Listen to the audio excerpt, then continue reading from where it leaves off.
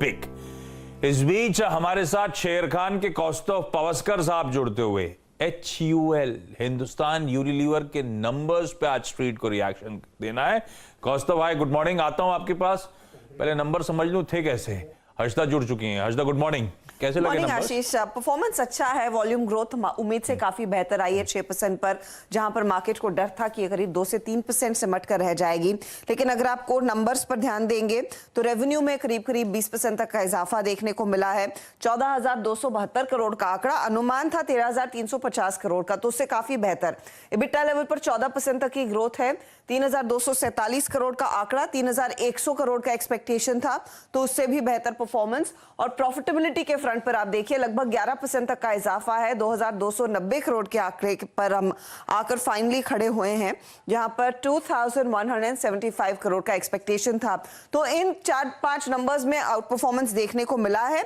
हाँ, मार्जिन 22.75% पर आए हैं और ये तीसरी तिमाही FY19 के बाद सबसे लोएस्ट मार्जिन है, तो वहां पर प्रेशर है क्योंकि रॉ मटेरियल कॉस्ट उतना बड़ा था। अब वॉल्यूम ग्रोथ जो मैं कह रही थी 6% काफी बेहतर रही है। ब्रेकडाउन देखिएगा, होम केयर रेवेन्यू ग्रोथ 30% पर है, मार्केट एक्सपेक्ट कर रहा था 16 to 18% तक की ग्रोथ देखने को मिलेगी। Beauty and personal care segment में आप देखिएगा करीब 17% तक की ग्रोथ दर्ज हुई है, जहां पर 9 से 11% तक का अनुमान था, तो यहां पर भी एक अच्छा परफॉर्मेंस देखने को मिला है।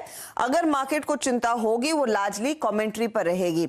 मार्जिन सेकेंड क्वार्टर में दबाव में रहेंगे।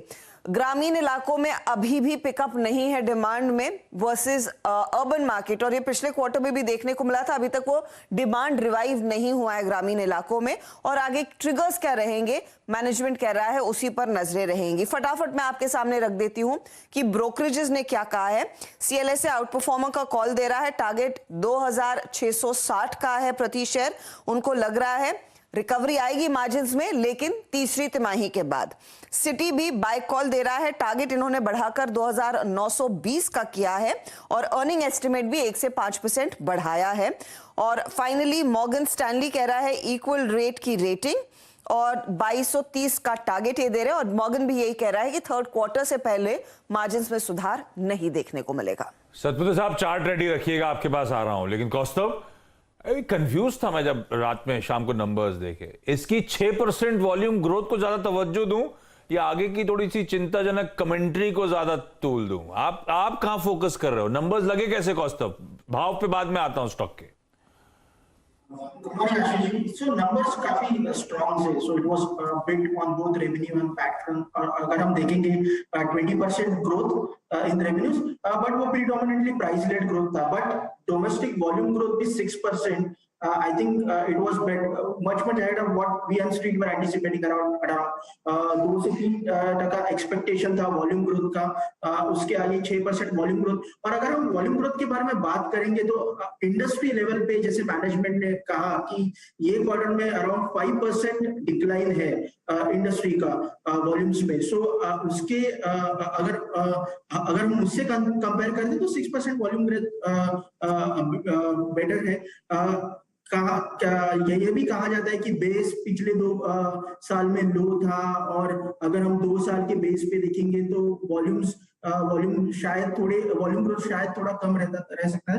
बट यहाँ पे कमेंडेबल चीज अगर हम देखेंगे कि, और मैंने भी एक आपके चैनल पे कहा कि HUL ने अपना एक मार्केट शेयर गेन मेंटेन किया है, तो 75% ऑफ देयर पोर्टफोलियो में उन्होंने अपना मार्केट शेयर मेंटेन किया है। दूसरा इंपॉर्टेंट फैक्टर ये है कि प्रीमियम कैटेगरीज में उन्होंने अपनी ग्रोथ बरकरार रखी है, वहां पे उनको कुछ स्लो डाउन नहीं दिख रहा है। तो यही रीजन है कि HUL ने 6% काइंड ऑफ वॉल्यूम ग्रोथ ये क्वार्टर में अचीव किया है।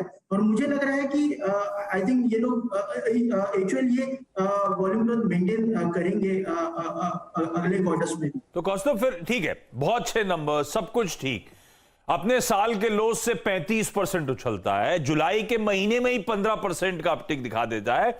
अब जो 2500-2600 पे HUL खड़ा है, फर्दर खरीदने का मन बना रहे हो आप लोग शेर खान में? है नहीं, आप लोग का आउटलुक क्या है स्टॉक को लेकर?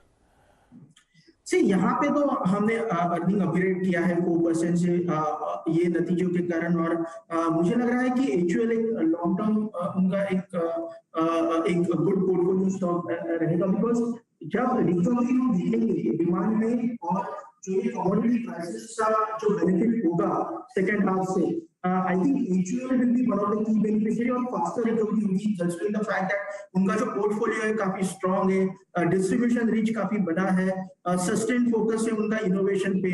तो आई थिंक ये सब उनको ये सब चीजें उनको फायदा करेगी कि एक कंसिस्टेंट अर्निंग ग्रोथ उनको मिले over the period of time. So I think it is a good pick from for the investor from the longer term view. हमारा प्राइस टारगेट है 2850 और हमारा बाय रिकमेंडेशन है स्टॉक पे। साल के हाई